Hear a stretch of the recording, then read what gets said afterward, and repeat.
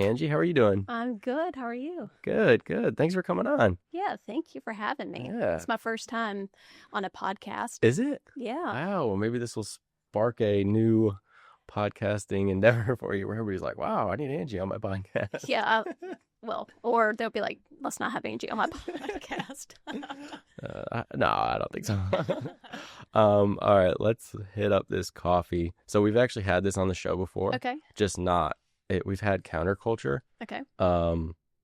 Just not the 46. I'm trying to remember which guest I had the counterculture with. Maybe it was Liz Brown. I don't know. But anyway, this is counterculture 46. It is, you should be tasting hints Okay. of dark chocolate, smoky, and full-bodied. Get hints of full body. Yeah. Yeah. What does full body taste like? I don't know. I guess like mud. But this is counterculture. Like I said, we've highlighted before. They're out of Durham. But they're a great coffee. Again, so I'm not like a coffee connoisseur. You would think I would be because how much coffee I drink, especially on the show. But what I can say is I feel like my ratings really come from how easy it is to open the bag. And counterculture's bags are just not easy. I guess they're like organic or whatever, so they're trying to do it that way, but it just makes life harder.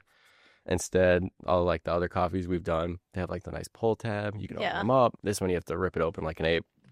Gotcha. And so that's not my favorite, but at the end, we'll review it, and I kind of want to know your thoughts on it. I've not even taken a sip yet, so. Yeah, I mean, I love coffee. I have to start my day with it. But I'm like a Folgers in your cup kind of gal. Are you? I'm just basic. Yeah. I mean. So you're not going out to like get the local coffee bean and like. I will go and. No, I'm not doing that. No, I wasn't even going to try to make up a story.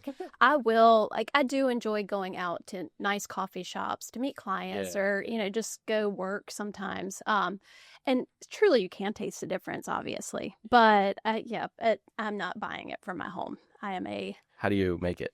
Like you guys make it to a pot or Keurig or? So I have a Ninja that can do all the things. It can brew 1 cup. It can brew a pot. So, okay. I live by myself. Me and my dog. He doesn't drink coffee, so typically it's just 1 cup at a time. Yeah. That's good. Yeah. And Folgers, is that like actually the brand or you? Okay. Well, I don't want to make fun of you because I have made fun of Folgers on the show. Well, but it's good because it's cheap and it's consistent. Yeah. I mean. It's more so a habit for me. Like I mean, I like the taste of coffee, but it's just like that thing. It's the first thing. It's a check mark in the morning. Yeah. But have you what about like Dunkin' or something that's like just as cheap, but it's pretty good? I'm not a fan of Dunkin'. I don't know why. Okay. I'm not saying I wouldn't drink it. Maybe I'll try Dunkin' next week. I'll try it in and let you know. Yeah. Do you usually only drink the 1 cup in the morning and that's it? Unless you have a client meeting or something. And that's another thing. Sometimes, especially like these fall mornings, I'm like, I could go for a second cup. The second cup is never as good. No? No. Why? I don't know. I think I'm just done. Like. Yeah. I bought or I got it for Christmas or something. Those like, are you a slow coffee drinker? Or do you chug your first cup? I don't chug, but I'm done typically within it depends on how much I'm scrolling. Mm-hmm. It's a sip and scroll type thing.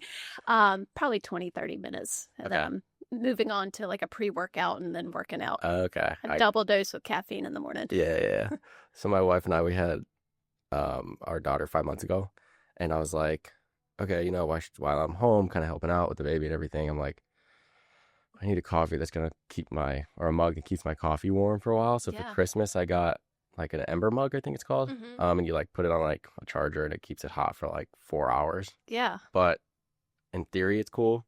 But I never take 4 hours to get a cup of coffee. How long are you taking? Yeah. So it's like I have to charge it. And then it just sits on like a little plate that you charge. But then you got to clean it out. You can't put it in the dishwasher. It's cleaned out by hand every time. And I'm like, this isn't. It's more work than it's work. Exactly. Now, every once in a while, like if I'm up late and I'm like recording or, filling out contracts or whatever, and I just need I just want to take a little sip now and again, I'll use that. But no, it was kind of, it's kind of a waste. I'm trying to think of who bought it for me. Maybe my mother-in-law. Sorry, mother-in-law. It's a great gift. I love I it. use it every morning. Every morning. But anyway, so tell me the story of kind of how you got to be where you are now. When did you get your license? How did it all come about? Yeah, so my real estate journey actually stemmed from purchasing my first home. I went to school for exercise science. I was a personal trainer for 8 years. And then I shifted into sales in the gym. So I was selling the personal training packages versus actually being the trainer. Mm-hmm. I realized really quickly there's only so many hours in a day, and as a trainer, you make so much an hour. And so I'm like, wow, like I literally am capped. Like I can't possibly make more money. How do I make more money? So the guy that I work for, he's like, you should sell the packages because then you just sit there, you sell them, you're not doing that. Mm-hmm. So that stemmed my sales career. I was then bounced around to different sales things for from 2011 to 2016. I was a recruiter based out of Raleigh, but the company was in Atlanta. They decided to close their Raleigh office. And so that left me of you can move to Atlanta and continue working here, or you got to find something else. Who were you recruiting? Accounting and finance. Okay. I hated it. Like I don't know anything about accounting and finance. Why they hired me to do that, I have no idea. Thank you for trusting me if you ever listen to this. But so it wasn't anything I was going to chase to Atlanta. Yeah. But at the time I was under contract with my house. And I'm like, God, like I had just bought my house. They're making this transition. And my agent was like, you'd be really good at, being an agent. I was like, maybe. Well, then whenever they told me they were closing the office, I called up that agent. I was like, okay, what do I do? Because now I had nothing. Yeah. So Oh my I God. go be a real estate agent. So I went to school and, that was in May. I started July 1st. I did the 6-week school. It crammed it all in, started July 1st. And that was 2017, I think. Okay. And then it's just been nonstop ever since. That's so cool. Yeah. So where did you go when you first got your license? Did you join a brokerage that a friend, you talked to your friend or? Yeah. So I joined the team that I purchased my home through. And, Okay. It was they had a really great structure, which is what I needed to learn. It was almost like joining a certain club. They're like, if you want to be in this club, you have to sell 6 homes in 90 days. I'm like, I'm in my mid 30s. All of my friends already have homes or they don't live here. Who am I going to sell 6 homes to in 90 days? So and they only gave you archive leads. Like they're not going to give you brand new leads. Right. So it was really one of those things of who's going to do the work and who's going to show that they can. And, I'm like, well, I can do it. Like I'm going to be a part of this club. Yeah. And so I sold 6 buy-side clients in 62 days. Oh, and that's crazy. Yeah. And that's pretty good. I mean, I was like, I'm going to if you give me like a deadline or give me like a competition, I'm going to, finish top. But, I worked there for about 3.5 years and you could only be a buyer agent on that team. They had 2 listing agents that got all the listings. Oh, that's right. Yeah, because this is the same place Brandon worked for. Yeah. I forget what he said. I asked him the same question, but did you get referral fees for lead? Yeah, it was very minimal. Okay. And they did a really good job of making you drink the Kool-Aid, making you think, hey, this is how this should work. Right.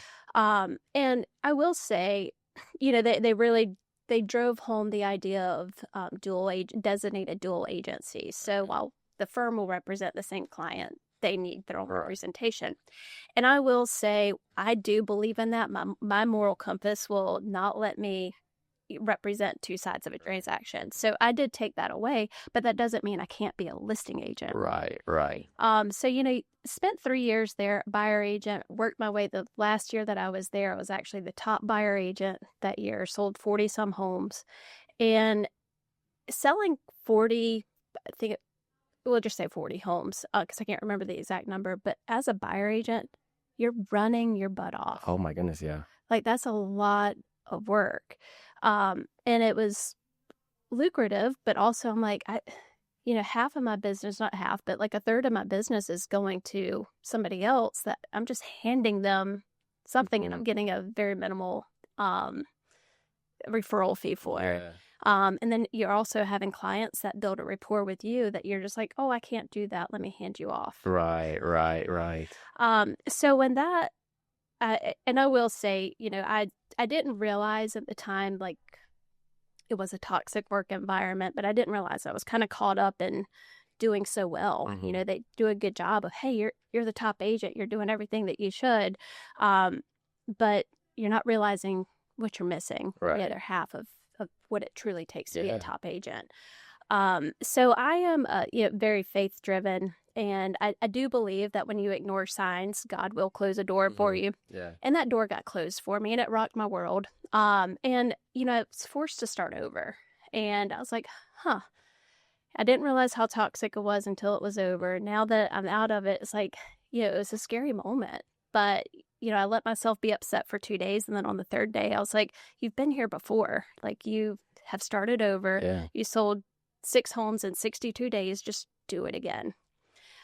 So I took some time. I was like, all right, what am I missing? I've been selling homes for 3.5 years, sold close to 100 homes at this point, never listed one. Yeah. So I was like, all right, who do I think is the top listing agent in this town? Like, who would I admire? So I had to do some research, and I found one that I was like, I want to go learn from her. And so I Can went you in. say her name? Yeah, it's Tina Call. Okay, yeah. And so I went to Tina, and I'll never forget because am in this mid shift, and I went to interview with Tina, and she's talking to me, and I just start crying because I'm like, my world got rocked 3 days ago. Here I am starting over, and I'm like, gosh, she's gonna think I'm just a train wreck. Well, she believed in me. She's like, come on, you can do this. Yeah. And I still admire Tina to this day, and she's like, all right, we got this. The very next week, I'm supposed to go into the office for training. COVID hits. Oh. And that's right when they shut everything down. And can't go in the office. I'm like, well, I just joined this new team. I know nobody. Right. We're on Zoom. And so you really, like, I just felt like on an island. Like, I have to start over. What do I do? I don't know these systems yet. Like, I know what to do, but I don't have any leads to work from. And they just they dove into, hey, in a time of uncertainty, that's when you dig in and hone in on your skills.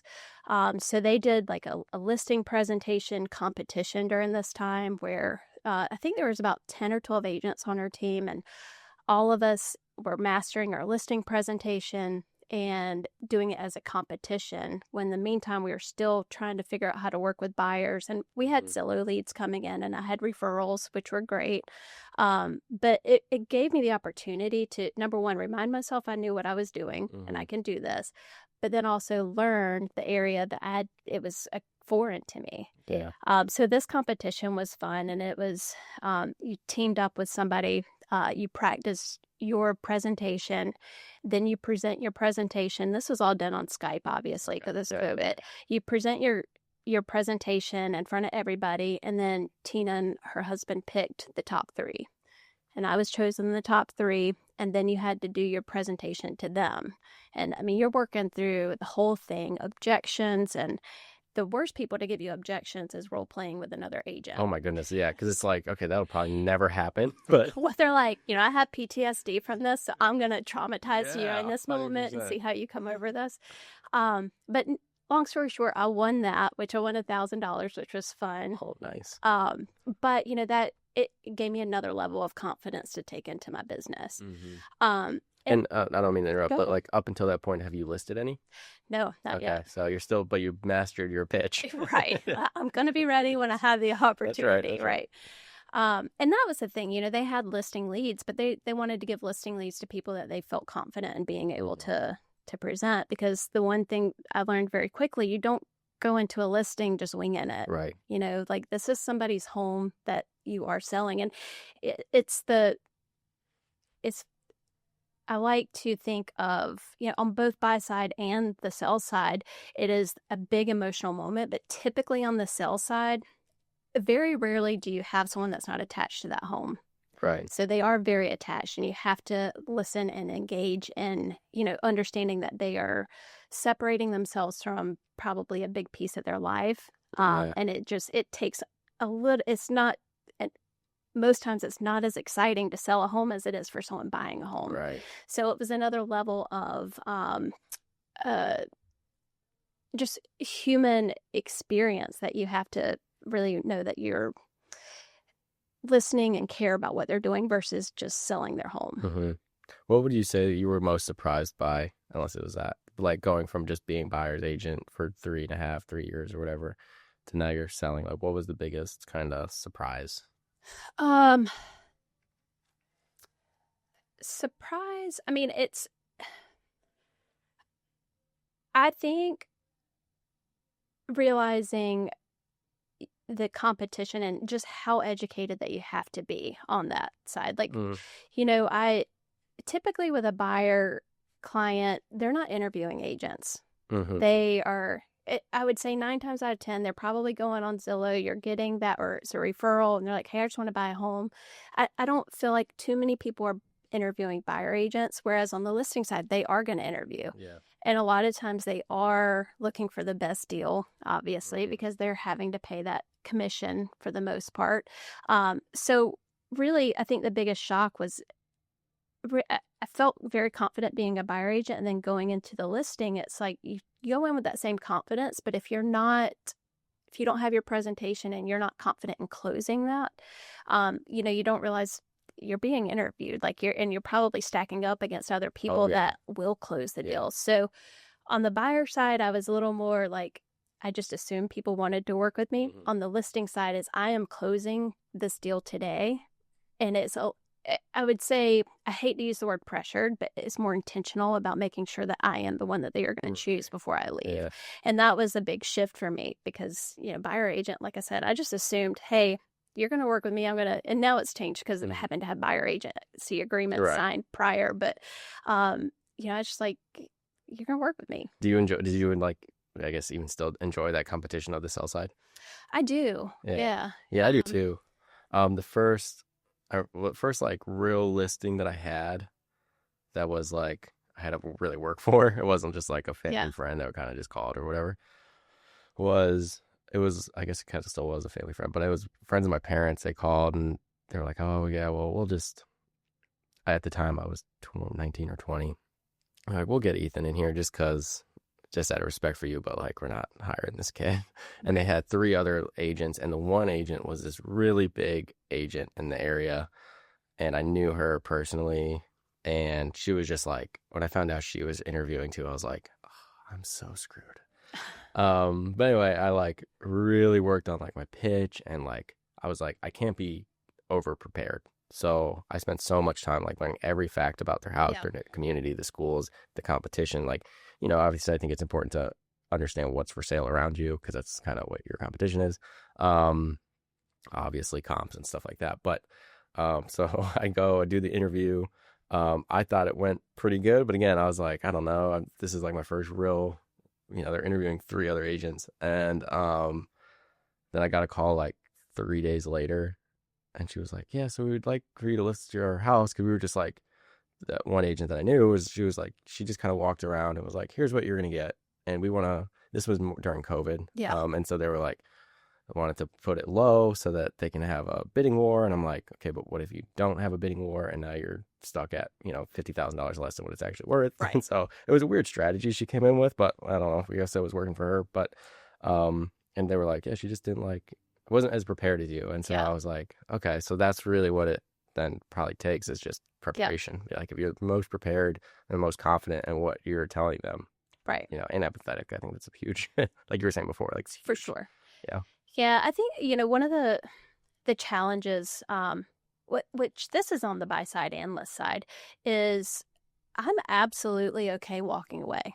Mm, Like, if I don't feel like it's going to be a good fit, and in my first 3 years, I would be so butthurt if like a client didn't want to work with me, or if I felt like it was just pulling teeth to get through a transaction because it wasn't a good yeah. match. Or if something terminated or, whatnot. But like at this point in my business, no matter how bad I need a commission check or, whatever mentally I'm going through, I'm okay walking away if I don't feel like we're aligned the same. And that's the biggest thing that I learned from being prepared with a listing presentation is, hey, this is how I work. Um, you're interviewing me as much as I'm interviewing you. And I want to make sure this is going to be a mutual experience. We're on the same page, Mm-hmm. because the last thing that I want to do is overpromise and underdeliver, or overpromise. And I'm sitting here week after week beating you up for a price reduction because I let you believe you may be able to sell at this price. Right, right. I'd rather walk away as friends than in disagreeing with Mm, strategy than to go through a very challenging listing course with it being overpriced or something not being done mm. correctly because we just didn't see eye to eye. I'd rather you go waste somebody else's time, to be Yeah, honest, and us not yeah. beat each other up. That's huge. That's like, yeah. When I first, the same thing, like first few years, it was like, I will take on the worst client in the world Yeah. just so I can have a transaction. It's crazy. Well, and I thought that as a challenge too. And Hmm. then I'm like, it's the challenge is being able to walk away Right. and just knowing you're not for everybody, and that's okay. Yeah, yeah. So at what point in your career was it the Tina moment that really you felt like you skyrocketed, or was it when you were, selling 100 buyer houses? Um, there are different levels. Like, obviously, whenever I hit, top buyer agent, that was one that I was like, wow, like I feel so confident in what I'm Mhm. doing. And then, having to make a big shift and having to basically start over again. Um, I worked with Tina for 3 months. It was short lived, and it was just a great stepping stone. Um, I sold 15 buy sides in 3 months during COVID, Mm, while also learning the listing presentation. And, um, you know, Tina's team was restructuring at the time as well. And I mean, she says this on a lot of podcasts, so I know she doesn't really care if I say this, but, there were changes that were being made and growth changes within her team. And, I me myself, if I look back at, Angie 2.5 years ago in that stage, I was probably a little cocky myself. mhm. But half of my 15 clients came from referrals, and she did a split change to where, typically when I first started, referrals got a little bit higher split, like if you brought the Right. business, and it went to just a straight flat fee. And I was like, I'm losing out on quite a bit of money Hmm. by doing this. And she's like, well, half of your business comes from referral. Like, why don't you go independent? Like, Mm. because, and, That's and so cool that she told you that. yeah, Yeah. it was, and she's like, listen, we're here. Like, if you fall, if you fail, you can come right back. And so I decided to go independent ish. And that's where I'm at now, which is Grow Local Realty. Um, because it is a firm that it takes the overhead. It's like we were talking about before we started. I have zero desire to own my own firm, zero. I want no liability. Hmm. But this firm allows me to work as an independent agent while also having the support of a team if I want it. Yeah. And the liability is covered for me. So I left Tina with wings, and I continued to just flourish like through the end of COVID, or not the end of COVID, the beginning of COVID. This is before the crazy unicorn year hit. Hmm. And yeah, I just did really well independently and making close to 100%. Now there are caveats to that we can discuss, but I feel like that was just the confidence that I needed to know and feel confident in my business. Yeah. Yeah. No, I've actually been to a few of the trainings. Like Tina does like the Yeah. Thursday trainings or whatever. Hmm. I don't know if it's once a month. I've only been to like one or two. But the fact that she is just like, yeah, I don't care. Anybody can kind of come on in, and Yeah. she's the top agent in the triangle. So it's like to have her be so open about here's what we're doing, here's why we do what we do is like super cool. Yeah, the cool thing about Tina, one of the biggest takeaways that I've known for her and I respect for her is she is truly just an open book. Obviously, if you are a part of her team or a part of, the organization, you get more access, Right. obviously. But the one thing that the reason why she says this is because she can give you the playbook. Most agents will not do it. Yeah. They won't do it. Mm-hmm. And that's why she's like, why do I care if I share it? Because most agents are typically not going to do what you tell them. Yeah. They want a magic pill. They want magic to happen. It's not magic, it's work. That's what I feel like, you listen to these real estate podcasts or like this one, or just like videos or YouTube videos or Instagram reels. Mm-hmm. And everybody just says the same things over and over and over. Like, Oh, yeah. It's all about relationships. You got to call people. You got to text them. You got to reach out to them. Like, so it's not a matter of like, there's a secret sauce that you need to figure out.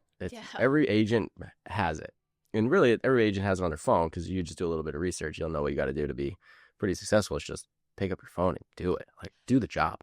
Yeah, well, I wouldn't say every agent has it because they don't. They don't have the willpower. They don't have the discipline. Mm-hmm. But I'm saying they have like every agent should have ability. access to a playbook of what to do. Yeah, for free. Yeah, for free.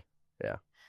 It's just the ability to do it. Yes. Yeah. Yeah. No, that I agree with. And I mean, there are like circumstances like some agents don't want to be full-time Tina Coles. Like they just want to sell a couple houses a year. And if that's their business model, like kudos to you. Like, and if it's working for you, great. But the agent that kind of, I think, wants to take it full-time is like, well, I'm just kind of waiting around until I hear the next big idea that I can jump on. And it's like, well, how about you post on social media? How about you reach out to old friends and clients and like, just do the things. Go door knocking, do an open house. Right. But yeah, I'm as like, I'm doing this podcast, and I'm talking to these agents of like, what do you do to kind of get business? It's always the same thing. So it's just like, okay, well, if every agent is doing relatively the same thing. Now there's niches, like some are really big on social media. Some have no social media and they're both successful. Right. And it's just, okay, well, what is your way of getting leads? Yeah. And so I think you're just trying to figure that out and really just hone in on that instead of, well, I'm going to send a mailer this week and then I'm going to do an open house this week, but you don't follow up or you don't do anything. It's like, okay, you're kind of just wasting your time. What is your kind of main source of lead gen right now? I am still blessed enough to work through some referrals. I am a firm believer in video. Okay. Yeah. I am just not creative enough it doesn't come naturally. So I was gonna say your social media is really good.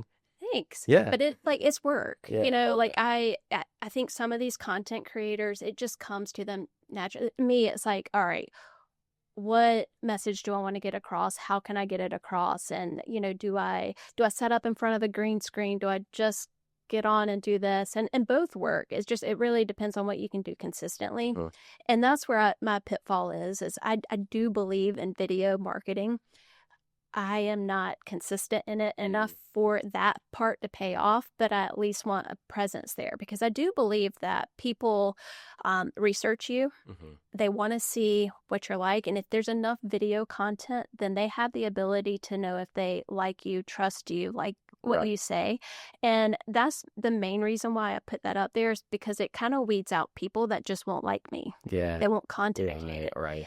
So if they've already watched my videos, and I know most people have because I Google people too. Right. I want to know who I'm working with. 100%. And they're still willing to talk to me. They've at least probably seen me, heard me, and it just takes down a barrier. Yeah. There. Yeah. Like you can meet them. Like, when you walk in, I'm like, oh, I kind of already know her because I follow her, Yeah, 100%. And, I have spent a lot of time and money over the past 2 years to try to figure out how do you get those videos in front of the right people? How do you get SEO and target marketing? And that is one piece that I would love to be able to specialize in. It's just I don't know, and it constantly changes, and I don't have the bandwidth to keep up with the changes and the targeting and whatnot. So that's where I would love to thrive. That's where I think people should thrive if you have the ability to do it. It's just, it's a lot of work. It's a lot of money. So much work. But I feel like, I mean, do you have like a whole professional setup or do you usually use your iPhone or what? I have all the things, not quite this professional, but I do have a camera. I have a mic, and but most of the time, I found that if you just use your phone and make it more relatable, it helps. Like it's just, it's not so serious. It doesn't look fake. It doesn't look Mm-hmm. production-ish. Like I have a camera with um, a teleprompter thing Oh, on yeah. there. Uh, That's kind of cool. That's nice. Yeah, so I'm not very good off the cuff with a script, Mm, but I can read it or at least have bullet points. yeah. So I typically like to set up for that. That way it's quicker for me Right. versus if I'm just trying to do it off the cuff and Yeah. I might have to take 3 or 4 shots, which I don't like. Right. But if I have the teleprompter, I can usually get through it in 1 or 2. Yeah. Yeah. But again, it's like the editing part of it. I've tried to learn it.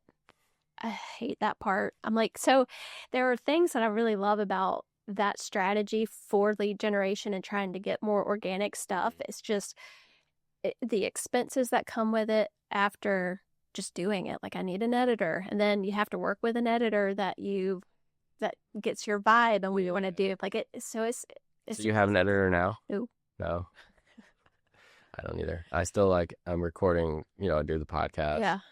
and the podcast, I kind of, my social media is too podcasty and not enough like real estate. I'm like, okay, I am still in real estate. I don't just do the podcast, but all my clips are podcasts. Anyway, It's hard to juggle it everything. is. And like, it takes so much time to edit these podcasts. And I'm like, I probably should hire somebody because it's probably not the best use of my time.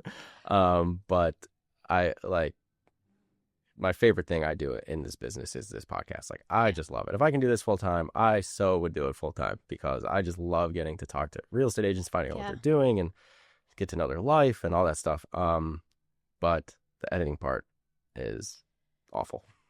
Well, and that's where, I think going back, I think your original question is like, what do you do to get lead generation now? And so I'm kind of like you. I feel very passionate about that one thing.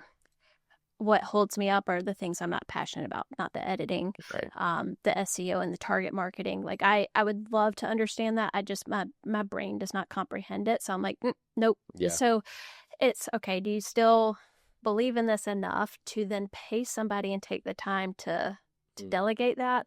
Or do you focus somewhere else? Yeah. And that's kind of where I'm at now. Full transparency is, I'm kind of at this stage of, I liked the idea for a long time of trying to generate organic leads. But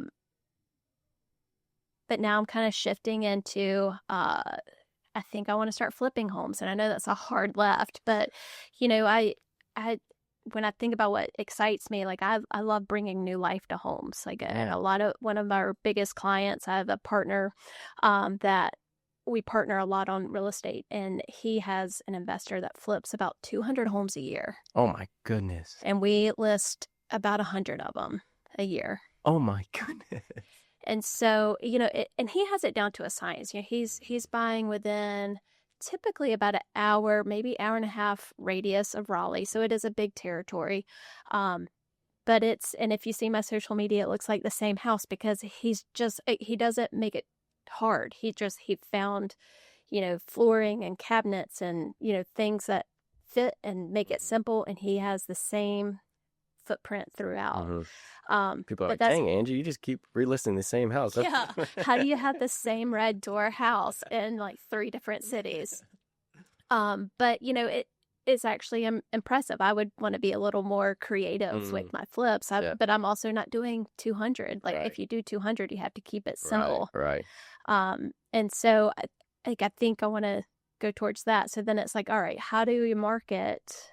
Or how do you get those opportunities? So that's kind of where I'm at in shifting, and while still generating business from referrals and just doing the regular grind of real estate. Yeah. That's still fun. It's just, I don't want to sell 40 some homes again. Right. I want to sell probably 20 to 30 and then have additional streams of income such as flipping and renovating. Yeah. Yeah. We flip. Yeah. So, and we don't do a ton, like sometimes 2 or 3 a year, sometimes just 1. Like it kind of just depends on the year, but yeah, we've been doing it for 6 years, but we pretty much keep the same scheme. Yeah.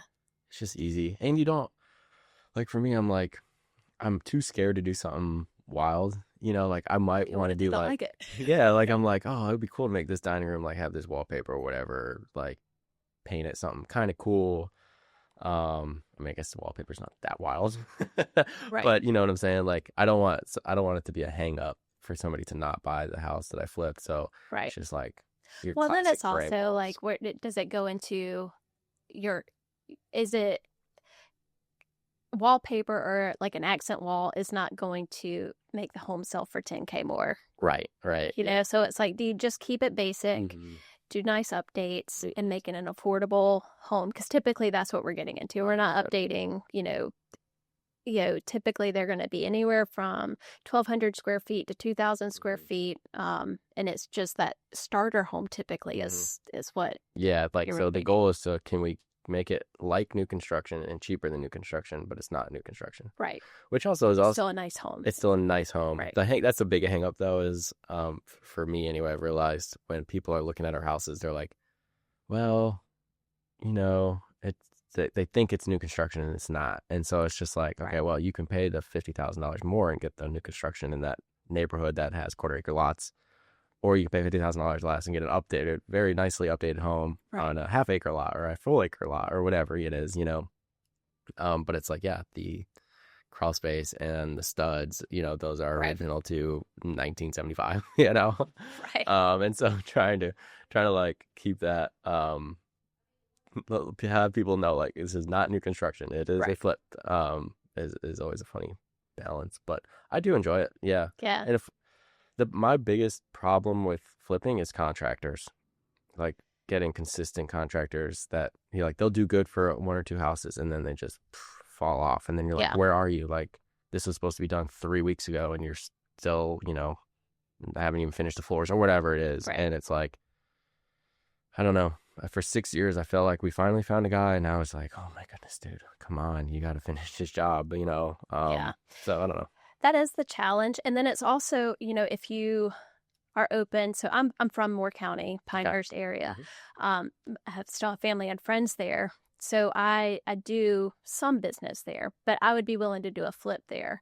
But my contractors are here, Oh, so it's like, right. you kind of have to, do you build out your contractors first and make sure you have trusted people before you really try to buy a home? Because then if you buy a home, you want to be ready to go. Mm-hmm. There's a lot of things, and it really, you just get in the plane and learn how to fly it whenever you're in the air. Like 100%. like Yeah.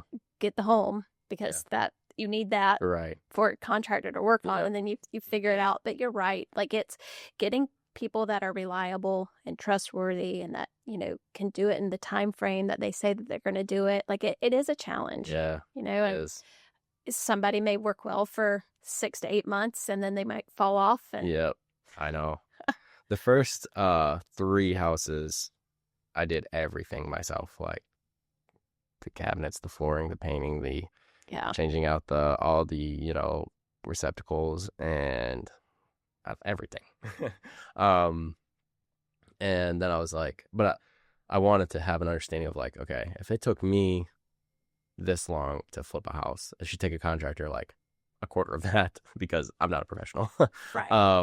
And I've always considered myself kind of handy, but like it's just a different level of having a contractor and a crew and everything. And so after those three, I mean, we sub everything out now, but now it's just like it would be easier if I can go back in there and do it, but now it's like I don't have the time. So, but those are fun. Like doing it yourself is kind of fun. Like me and my wife, who bought wasn't necessarily a fixer upper, but it was like needed updating. Yeah. And so, but we had fun just like spending late nights painting it, eating pizza on the floor. Yeah, that would not be fun to me. No, I You love it. said paint and my eye twitched. I was like, Okay, well, granted, I don't paint. She paints. I did the flooring, the cabinets, all that good stuff.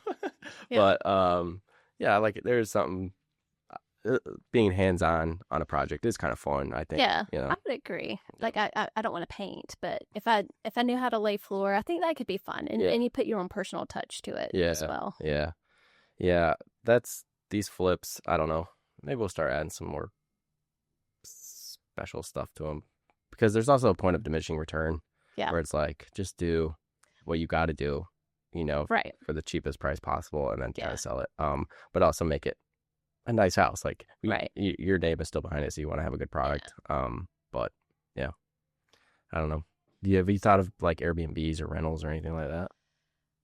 Um, kind of. I don't feel very driven to that. Only because like I have friends that have Airbnbs and I listen to their stories and their woes and it's whether it's a cleaner not doing the right thing or people breaking stuff or spilling stuff on your furniture. And I'm too OCD for that. Like my things are my things. Like don't mess them up. Yeah. If I mess them up, that's one thing. But Right.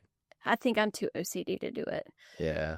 Um, but I, I believe in that, you know, stream of income. I think that is so smart. I think it's one of the smartest things that you can invest in. I would preach that all day. I just don't know that I want to do it. Yeah. I would probably more consider like a long-term rental Right. versus Airbnb. Yeah. Unless I just had a place that had like steel furniture that they couldn't mess up. Yeah. Yeah. So the short terms, it's like every week you're dealing with different people. That would be a pain. Even long term, I feel I don't have any rentals of any kind right now. We're looking to get into some, but I feel like it's all great until it's not, and you get a long-term rental that's like, oh, they're great for a year and then they sign up and then year two, it's like they decided to get a pit bull and tear up your house, and you're like, all right, we got to figure this stuff out. And then just trying to find the right houses to do it, especially, obviously interest rates have gone down, but so that's going to be huge, I think, for investors and stuff, but having, finding a rental that is worth it, Right. like with the interest rate and all that, and then having to have it at a certain rent so you can make some money. And, I mean, I don't think you're going to make like $1,500 a month off one rental, but, if you can make $300 or $400 Yeah. and you're building equity, I think that's where your money really comes in. Right. But yeah. So do you have anybody working with you, or are you kind of just doing it solo, and do you have an assistant or anything like that? So I solo-ish. I do have we have joined forces. So my partner Nick, we've actually grown up together. Oh, cool. And he has been at Grow Local since Grow Local was established. And he's always been like, why don't you come work here? Why don't you come work here? And he's watched me on all of my journeys. But I've been back at Grow Local now for 2.5 years, and we've partnered up to where he actually has the relationship with the investor that flips, about 100 homes. I co-list and help with the marketing and, just the amount of phone calls, because I think like right now we probably have 20 some active listings, while we have 10 to 15 pending under contract. So it's a constant Oh my gosh. Yeah. phone ringing. So we partner on listings, and, I pretty much help him if that, with marketing those properties, but then we also run our own independent, business. So I have clients that he's not a part of. He has clients that I'm not a part of, but it's really just helping in any way to continue build our business. How do you navigate that? Because I know a couple of people that have like partners, but they're not like business partners per se. They're like, yeah, we'll help out each other here and there for like these listings. But so I'm assuming you don't have any kind of like written agreement, like. No. No written agreement. I mean, it helps that he's a friend and him, trust him Yeah, and stuff, but yeah, it's a friend. And he sees value in what I'm able to help with his with his listings. So he pays me a percentage to help him. okay. And that's it. And if he stops seeing value, then See you, Angie. You're done. He'll let me know.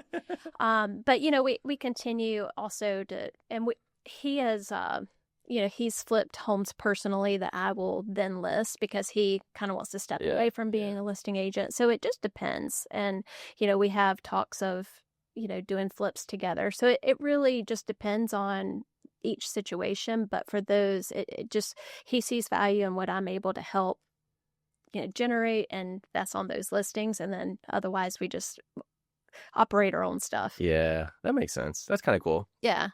I mean, it's not anything that's a full-on commitment, but there's just value that comes from it. Yeah. How long have you guys been doing that? Working together probably about a year and a half. And it's just, I'm able to, like, if we get someone that calls on a sign, I'm able to represent them on the buy side while he's able to Right. represent on the list side.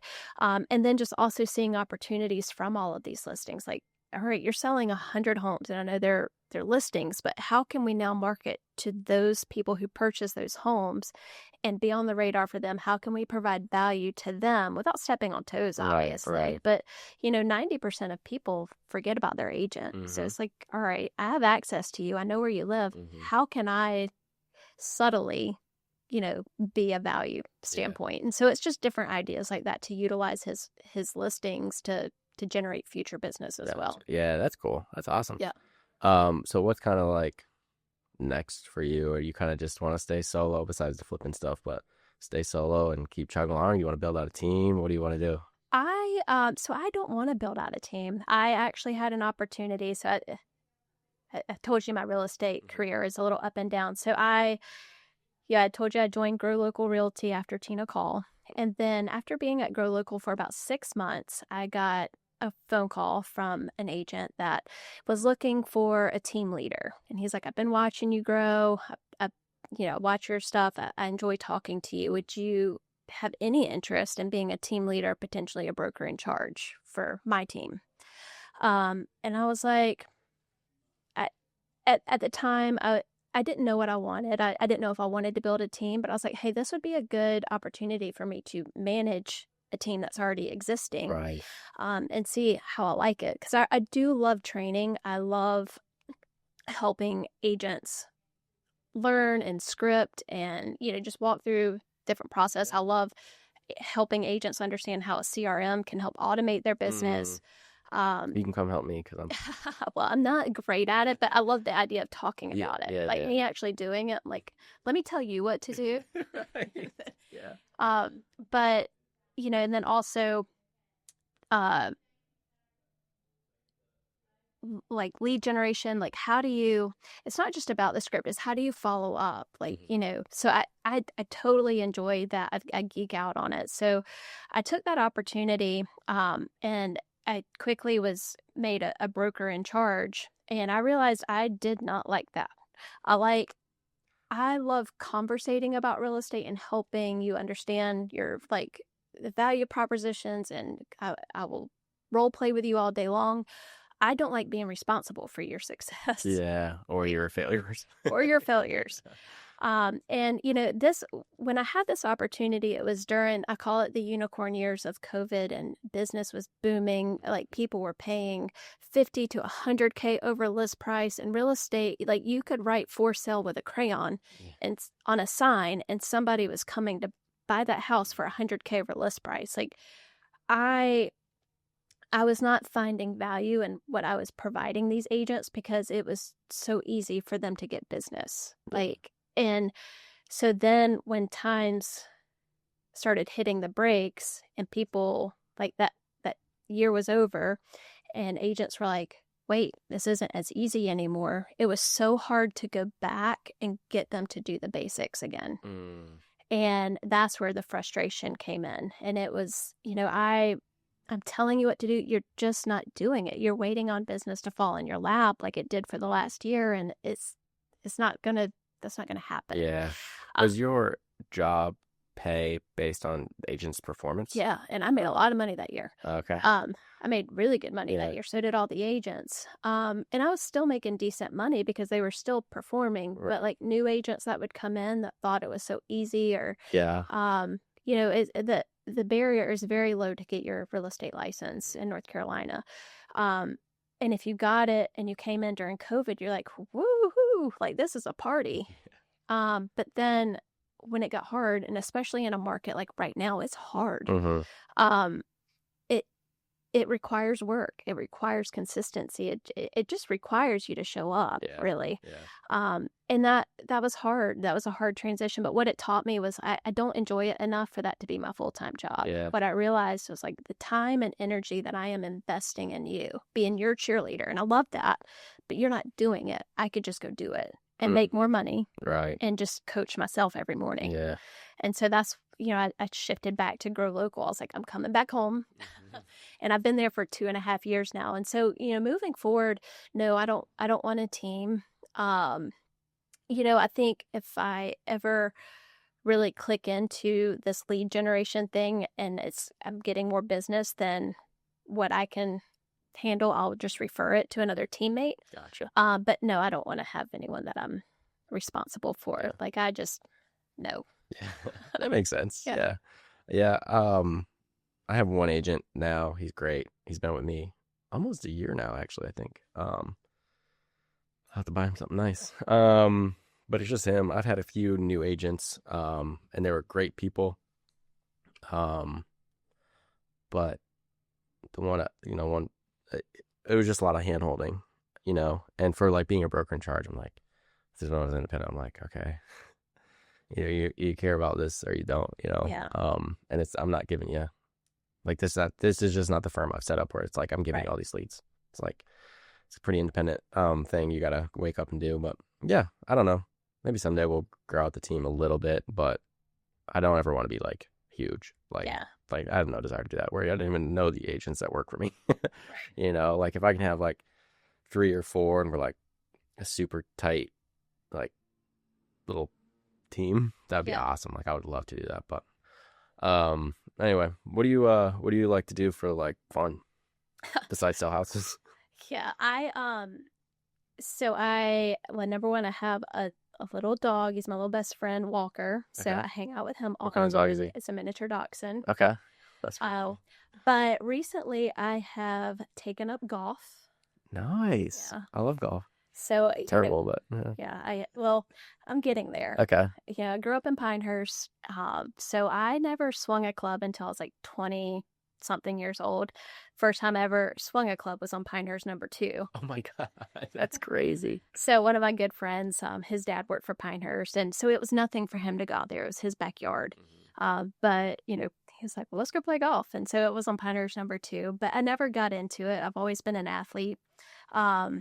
But I would say over the last year and a half, I was like, I need something to do, and I've always liked it enough. I've just never taken it seriously. So about 5 months ago, I started lessons. And it's one of those things where I was like, this will be fun to do. It's like a new little hobby. I can just do it in my competition level. I'm like, I can't just let it be fun. So now it's like very frustrating.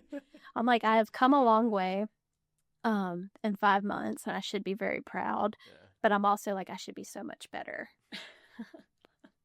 Yeah. So really, I just torture myself Yeah. for fun. That's it. Yeah. What I love about golf is I think it's like the only sport that you can be just as good. Like you can hit just as good of a shot as Tiger Woods. Like you can be just as good as the best who ever lived for one shot, and you can hit it beautifully. Yeah. But you can also chunk your way through. When that typically happens, like every hole, like one good shot, and then just really. And that one good shot is what keeps you coming back because you're like, if I can piece this together. Yeah, like why can't I do that? So every time, and like they talk about swing feel and all this stuff. I'm like, It's funny. Like one of my friends was like, "You got to do this." I'm like, I know. Like you don't like. I don't know how to do that. Right. Or when I do it, I don't know what I did different. Right. That's the most frustrating thing about golf. You might be playing beautifully and your swing is just on point and you're swinging the exact same, but then for whatever reason that ball decides to snap hook right into the woods and you're like, okay, I lined up everything the exact same way that I've lined up the last 15 shots and I just can't get it to go. Or it's like, today my putting is great, but I can't have my irons or you can never have great drives, great irons, great putting. It's one or two is always just what are you good at today? Where do you usually golf around here? So RGA is just a go-to. It's simple. In real estate, you can't really plan ahead. Like if you're planning ahead for golf, then you're planning for your business to fail. Right. But no, so it's typically last minute. So wherever you can get like a tee time, and then I'm also not good enough to pay for expensive golf. That's what I tell myself. But RGA is probably my go-to. I love to go to Knights Play and practice. Yeah. And I love to go there by myself. I took myself for the first time like a couple weeks ago. I was like, this is so lethargic. Like I don't have anyone watching me. Well, except for people waiting, which I don't care about them. But I'm just in my own head. I'm not worried about someone else watching my swing. Yeah. And so I'm making it a point to do more of that, like once a week, just for myself and my own mental health. Yeah. Um, They got a sick driving range there too. yeah, I mean, It's nice. it's all right. What I realized is I need to find a driving range that's just grass because I am struggling hitting it off of the like fairways or the rough. So I Oh, won't, right. and I don't know if it's a mental game. Yeah. Well, it's so much easier to hit off turf Right. Well, because it's more forgiving. it's like the ball will bounce up and hit Yeah. the center of your club face perfectly. Yeah. If you're on grass, that's a duff. Like you Right. just chunk the mess out of that. So, and there's just not a lot of those around here. And I get that gets more maintenance. Yeah. but Yeah. Trying to find one of those. Yeah. So if you know of one, let me know. Not really. I'm so bad. Like, so I have a membership at the Keith Hills golf course. It's for like Campbell University owns it. And it's nice. Like they have a driving range and it's all grass there. But so if you want to drive Yeah. to Bowie's Creek, but I am so like part of the membership is obviously you can go to the range whenever you want and for free. You pay for a membership. But I maybe have gone twice. Yeah. Like the worst time to practice your swing is when you're actually playing, but that's when I am like I don't know. I never go to the range. I'm like, oh, let me fix my slice. It's like, oh well, we'll just go out there, have a good time, and swing a little bit.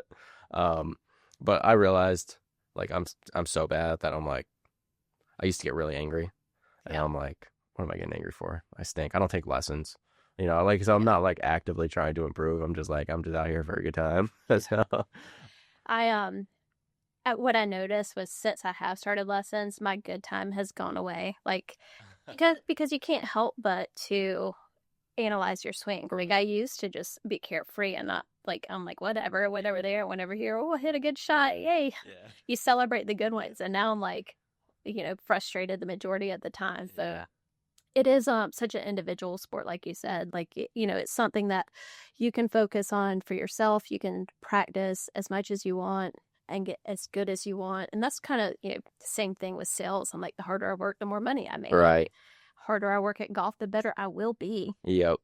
So I think that's why I like it. But again, that's what I do for fun. But how much fun I'm actually having is debatable. Well, it's supposed to be fun anyway, Right. but I totally get that. But it always makes me feel better. I forget which tournament it was, but Tiger Woods was a par three, and he shot a 10, and I'm like, he shot a 10 on a par three.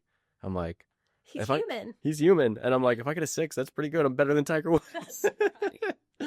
um, but no, I think it's fun. I think it's fun too. Like, I personally don't love going out with people I haven't golfed with because I'm bad, and if they're really good, I look like an idiot. But whatever. I've maybe golfed with like one client before. Yeah. But it would be fun to like, hey, let's talk over a round of golf. Yeah. But then I don't want them to see my rage side either. So like I'd rather just meet at a coffee shop or something. Yeah, I don't know that I would want to. I guess it would depend on the client. But yeah, they probably don't want to come golfing with me. Yeah. Like the potty mouth comes out, the rage.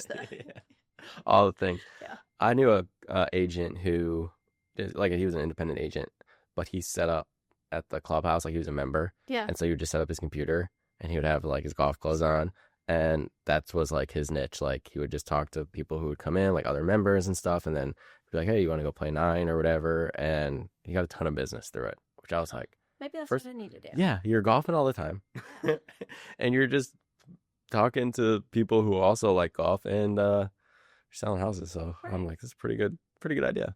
Smart. That's where I'm going after this. Okay, to pack up my computer and That's right. Just set up a shop. Like, they all have like food and stuff, and so you're just hanging out. When you're not golfing, you're working, and when you're not working on your computer, you're golfing. So I'm like, this is genius. I'm like, I don't know why I've never established this, but yeah, I don't know. I would like to golf more, especially now that it's cooler. I don't golf during the summer. It's way too hot. I did. And it's more so just because I probably won't like next year, but it was, fresh. I'm wanting to practice and get out there. But yeah, sometimes it is just brutal. And especially like you're hot, you're sweaty, there's bugs everywhere, and then you suck at golf, and then so you're just even more frustrated, so you're sweating even more, and it's just a vicious cycle. So, but anyway, what did you think of the coffee? I do like it. I do. You said a hint of chocolate. It was a hint of dark chocolate, Yeah. smoky, and full bite. I don't really taste the smoky. I don't taste smoky at all. No. But see, when I think of smoky, I think of like an old fashioned. Yes. Yeah. Yeah. Yeah, no, I wasn't like that. No. But it definitely, I like this. I actually like Yeah, I this. do like this I'm one. trying to think what the other counterculture one was. I feel like I liked it better. It was a little thicker, like a little more flavor to it. Yeah. Probably a little more flavor than Folgers, but I could be wrong. I was about to say you should try Folgers.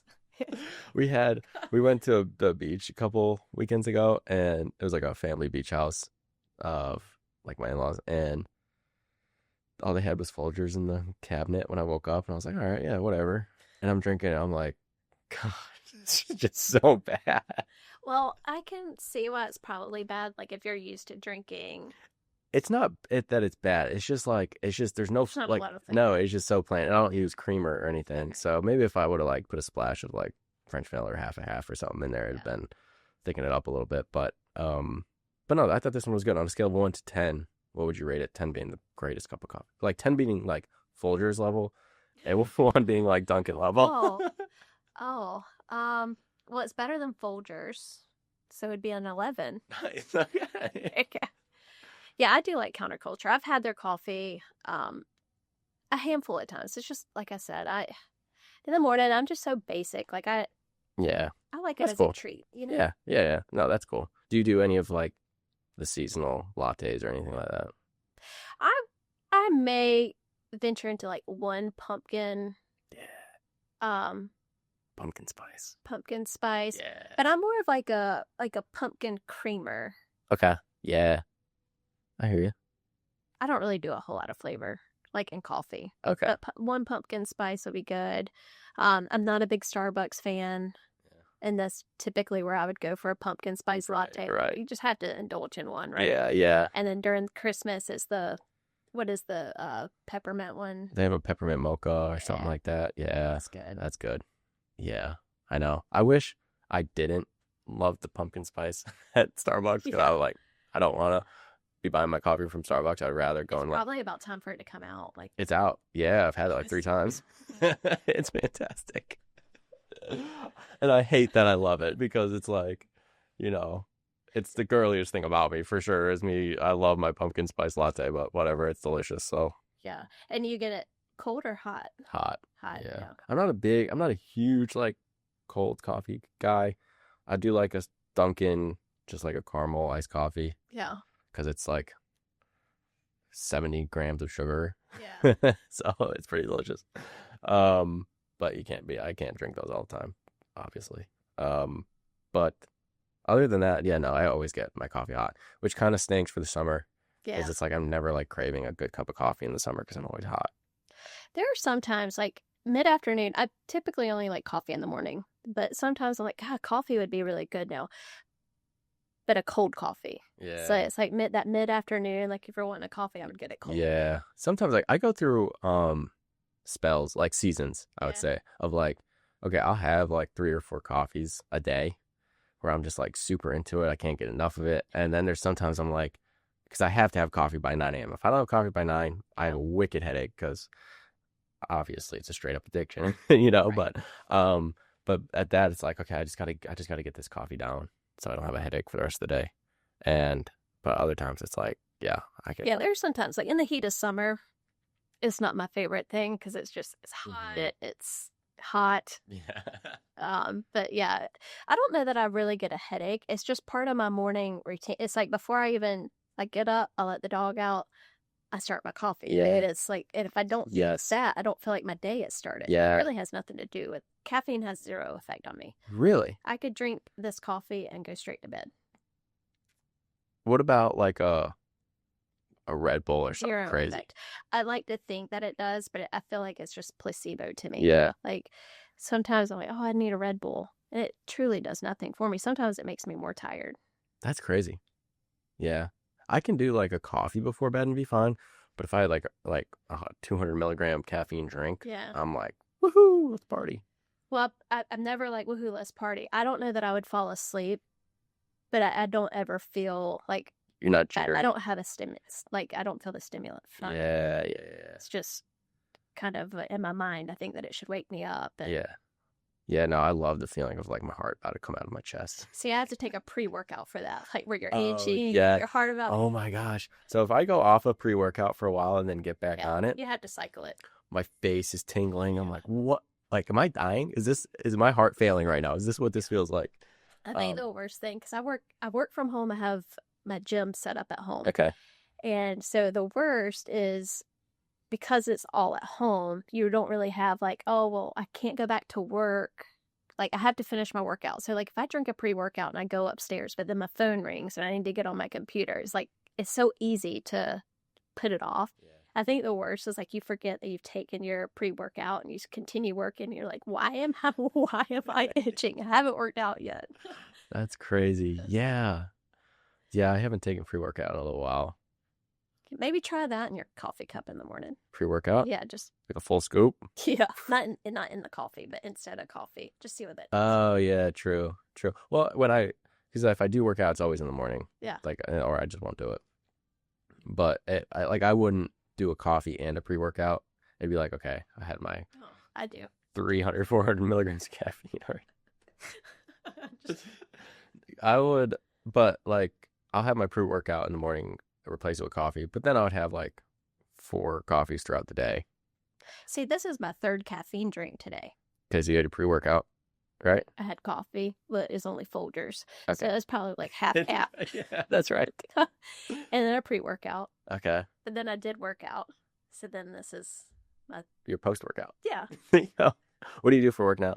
So I have Peloton and Tonal. You know what the Tonal I don't know is? no.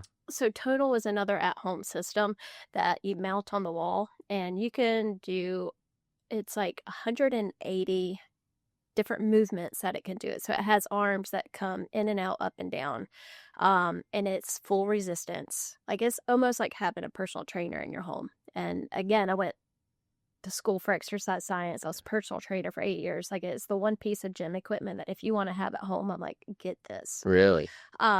It's super smart. It's intuitive with your movement. So you basically go through a setup and it tests your strength. So you do lat pull down squats. You run through a different thing and it sees where you're at. It has a screen?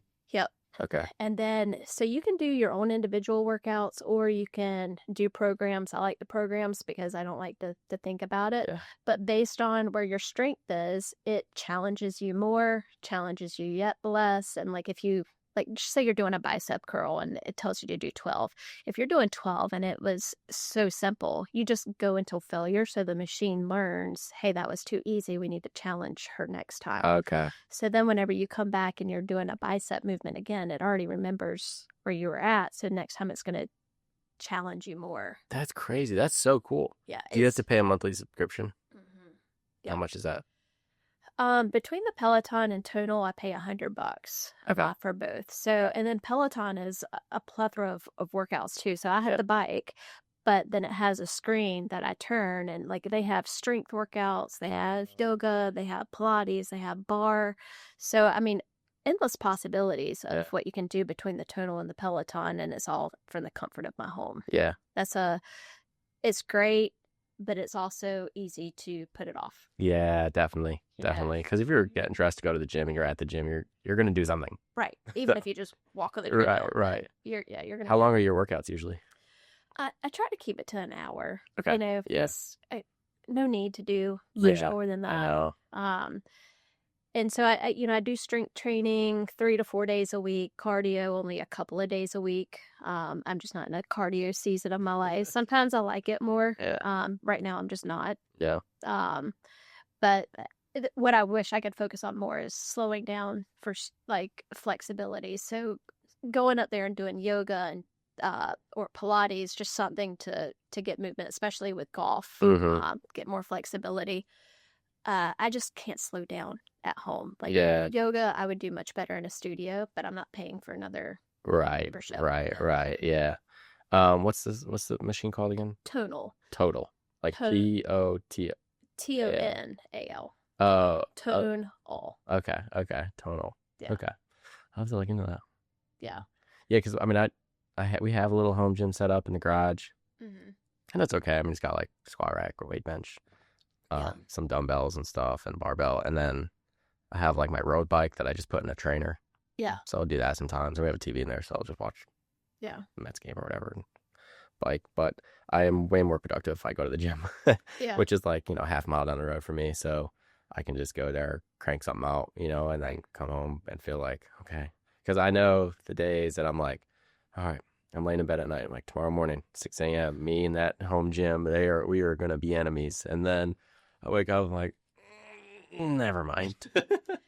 Well, that's yeah. I do better if I go to an office to work. I don't do it all the time. I have a home office. Mhm. And being in this business, being an independent agent or just being an agent, doesn't matter if you're on a team, Mhm. you are responsible for your own time, 100%. your Yeah. day. So it is, I mean, it is a daily battle to be accountable, not just going into the office, but working out and, doing all the things because it can totally get so easy just to, oh, well, the office is right upstairs. The work will be there in a little bit. The Right. gym is right upstairs. I can do that later. I have all day. And then you wait all day and you do nothing. Yeah. So how do you keep yourself accountable? It's a daily chore. Yeah. Some days I'm better than most, but I think it's just the reality of I've been doing this so long that I know it works and I certainly know it doesn't. Right. And if you're not working, your business isn't going to work for you. So, if you I think so many agents go through peaks and valleys in this business, and I like to avoid that. I rather go over heels of Mhm. business. But typically, if I have, I went through a year last year or 2 years ago where I just mentally was not in it. Like I was just going through the motions every day, um, and I knew that. Like I knew my business in 6 months was going to suffer and I could not get out of it. Right. I needed to change a setting. I needed to change something within myself. And that's where, I did. I went out to work. Like I would go sit down with my computer at anywhere possible. Just to get out of the head, like out of my own head. Yeah. I think just being more self-aware, like, am I being productive at home? Yes or no? Am I being productive in the office? Sometimes if I had a time where when I was going to the office, I was so easily convinced to go out. Oh, let's go to lunch. Let's go get a cocktail. Let's go do this. So it's just really checking in with yourself and like, are you happy with where you're at and where your business is? Yes or no? Mhm. And if the answer is no, then okay, what do I need to change to get there? Am I being accountable at home? Am I doing the steps? And if I'm not doing it at home, then what do I need to change from there? Do I need to change the setting or do I need to change the approach? Yeah. Yeah. Do Yeah. I need to do things that I am going to enjoy more? Do I need to go sit at the clubhouse because that's an environment that I'm lured to now and just make myself work there and talk to people that are doing the things that I like, Right. Right. So Yeah. it's really just a daily check-in. I don't think there's one simple thing that makes sense, but it's Yeah. just where you at. Yeah. No, I think that's great. Yeah. I don't do a ton of like planning. But I have found that like I'm more productive at the office than I am at home. Yeah. So it's like I got to kind of go into a office or a coffee shop, like wherever it's away from my house because I'm a big Netflix guy. So I'll watch Netflix all day. I will too. You can get zoned in, and Mm-hmm. all of a sudden you've wasted a whole Monday. I know. Yeah, I know. It's crazy.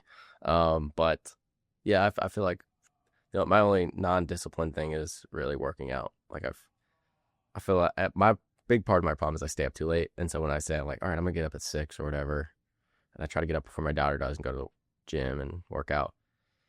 Well, then I'm up till like 11, and then I'm like, Yeah. by 6 o'clock in the next morning, I'm like, okay, if I would have went to bed at 9:30, 10, I would be good to go. Yeah. But I just don't have discipline in that area. It's hard. I am my best self when I am disciplined to work out. Mm, And um I can tie like my productivity to if I'm working out or not. Like if I work out in the morning, like it changes my mindset, it changes my whole mood and I am a lot more productive throughout the day. If I don't work out, like I skip it, I go through that mental thing, which I've been very guilty of over the last few months. I'm not as productive. And it's like one of those simple things, like I know how to fix that and it's not hard. yeah. But it's just doing it. Like Yeah. yeah, we're all human and I think, we've gotten into I think our society makes us lazy right now. Hmm. It maybe that's just making excuses, but you get so tied into your phone or you get tied into binge watching a TV show. Um, and it's so easy to get locked in to Oh do yeah, anything but what you I should know. be doing. Well, and all those things are targeted to take your time away, like from things that you should actually be doing. Like, like your phone, if you had a flip phone, like you'd be so much more productive. I mean, granted, we 100%. probably I always tell myself I can't have a flip phone because I need it for work, which I probably do. But maybe I could get away with it. I don't know. They used to, so I don't know. But we live in such a technology world that it's like it'd be really, really tough unless I had like an assistant who had a phone and they were able to post and send pictures to clients and video clients and stuff. But Well, and that's what, I obviously I like having an iPhone. I like the technology of it. As agents, I do feel like we do need it. right. Um, what we need is more discipline to stay off of the big Yeah. self-do time. Yeah. I'm like, I need someone to go in and like put social media on a time block. Like I can't even access it Yeah. at these hours. Yeah. If I have posts, you can go in and time those. Like, and so that's one thing that I've tried to do. I'm not perfect at it, but it is one thing I try to be mindful of is, have you heard of, I think it's the Pomodoro technique? Mm-mm. So if I'm in my office working, and this is like the time that I royally hate, I'd much rather be out with clients yapping, Mm-hmm. showing homes, but doing contract to close or lead generation or follow up or putting notes in, despise it. Mm-hmm. Uh, so Pomodoro technique is to put a clock. Typically, you would use a timer, but I use my phone. And you set it for 25 minutes. You do 25 minutes of work. When the timer goes off, you take 5 minutes off. Go do what you need to do. Go get your water, do jumping jacks, whatever you Right. do for 5 minutes. And then you do another 25. And you do that for 4 rounds. So you have 2 hours of work. Is that the right time? Yeah. Yeah. 2 hours of Yeah. work. And I typically will knock out, I'm so productive because I'm only working 25 minutes at the time. That makes sense. Yeah. Um, so I try to do that and leave my phone off. Mm-hmm. But then also when it comes to posting for work, I don't do it from my phone because then I get distracted. I'm scrolling. I go into like the business manager. Right. I don't time out my stuff. I'm not that organized. Mm-hmm. But I do try to go in and make sure I'm doing it from my computer so that I'm only focused on that post and Yeah. whatnot and leaving my phone aside. And if you do that, I feel like you realize how, I don't want to say not busy you are, but like how much time you fill in a day that is actually not productive. Yeah. So this is one takeaway from the first team that I worked on. And I think about this a lot. I've taken it to working with agents. And I'm like, really think about your day and think about your week. Do you work 40 hours? Some weeks, yeah. Right. Most weeks, no. Right. And so if you're not productive and you're sitting here saying that you are or if you're not producing and you're sitting here saying you are a full-time agent, this is what you want to be your full-time job, how do you expect to do that if you're truly only working 2 hours a day? Yeah. Now, if you can be productive with 2 hours and you're generating that, then great, you've Right. marked it in. But if you don't have any business, you're not producing, then how do you fill in these hours? And it's not just to do busy work. It's like, all right, how do I take what normal people do, working 40 hours a week or 30 hours a week, and how do I make that a dollar producing activity? Mm. How do I add that into my day? Yeah. And That's what good. works? Yeah. Because if I wrote down everything I did for a day, I feel like of good, solid production stuff, it might be like 3. I mean, it depends. Like our business is so like up and down. Right. So it depends on the day. But like on an average day, it's like, yeah, maybe like 3 or 4 hours. I'm actually doing something productive for the business. And the rest is just scrolling I mean, scrolling's the biggest thing for me. But yeah, so I think that's really good though. I think that's a good way to kind of keep yourself accountable if you can like figure out what you're actually doing during the day. Yeah, and that's a self check for myself. I'm like, God, my business isn't quite where I think it should be. And then I look back and like, what have you been doing to produce it? I'm like, golfing. Like, Yeah. But you, golf class. that's right. I mean, you still have to have stuff that you enjoy. For sure. It's like it is you, a balance. you can't be all business all the time. I mean, I guess you could, but you wouldn't be a very fun person to be around. So, No. but I think it's a balance. Because you get one life, so Yeah. have fun doing it. Right. Don't just stick yourself in an office all day every day. And well, you just wouldn't enjoy the business anymore. Well, and I don't know. Some people do. Some people just live, breathe it. That's not me. I need balance. And most clients enjoy seeing balance. Yeah, they want to have a human for real there. But yeah, that's really good advice. I didn't. Did I give my rating on the coffee?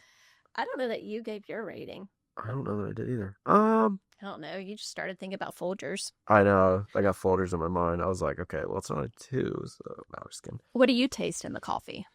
Definitely chocolatey. Yeah, I definitely don't taste any smoky. It's definitely more of a fuller coffee. It's not like a watery kind of light like we've had on the last one. I don't know, maybe like an 8.7. It was really good. I think I might. I don't know what I rated the last counterculture, but I feel like I liked this one better. Yeah. It also, for me, with these coffee ratings, it depends on the time of day. Like, sometimes we record, it just depends on whenever the guests come here. So sometimes it's like 5 o'clock, or sometimes it's 9 a.m. Well, the 9 a.m. coffee just hits better than the 5 p.m. coffee for me. And so it's like, okay, well, it might have been scored a little higher if it was in the morning, but I don't know. And, we're still kind of the morning here. So, yeah, I would say like an 8.7, something like that. I liked it. I liked it a lot, actually. Good. And I didn't rip open. So the last time I had counterculture, the guest was here, and I'm trying to get the bag open to pour, and I rip it. And again, it's not easy to open, and the beans go everywhere. So I was like, I come in, I'm like, I'm giving this coffee a 1. I don't care how good it tastes, because the bag just hurt me so much. But this one I was able to lightly do it. Now that I know. You're just talking about like the glue that. Yeah, like because this one, it's like one of these like not old fashioned, but like your traditional coffee thing where you have to like pull it open like a bag of Doritos. Where the other ones have like a, No,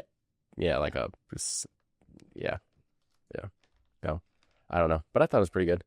So where can people find you on social media and website, stuff like that? Yeah, so Instagram, angiethomas.co, Facebook, TikTok. I'm not really active on TikTok. No. I just scroll on TikTok. I tried my hand at a few TikToks. I'm like, this is just... That's not it. Yeah. Yeah. It's funny, my TikToks that do well, my Instagram Reels don't. Because a lot of times it's like the same. And my Reels on Instagram that do really well, the TikToks don't. It's so weird. Like, it's such a different... you think it's kind of the same, but it's not. Yeah. And I had one TikTok that went, and it wasn't even me. It was one of the agents on our team that was dancing. It went semi-viral. Like it probably got, I don't know. I don't know how many likes. It was very minimal. But I like, whenever something like that happens, it's like, all right, now how do I build off of this? Mm-hmm. And then I'm like, wow, this is too hard. Like, because you just like, again, the creative stuff. I'm like, I will video stuff that I think is funny. Most people don't. Right. But yeah, TikTok occasionally. Mostly Instagram is where I'll put my content, and then of course it goes into my Facebook business. Yeah. So that's angiethomas.co. Yep. Okay. What about your website? Angie at growlocalrealty.com. Okay. And actually, it's down at the moment, but I do have angiethomas.co. Okay. As a website. It's just I'm doing some changes on there, so it's still. Oh, that's good. Yeah. Exciting. Good. All right. Well, thanks so much for coming on. It was great meeting you. And that's been fun. And, my first podcast. You did great. You did so good. So I hope you had fun too. And I had a great time. But thanks for coming on. Yeah. It's great meeting you. Thank you so much. Absolutely. Bye, everybody.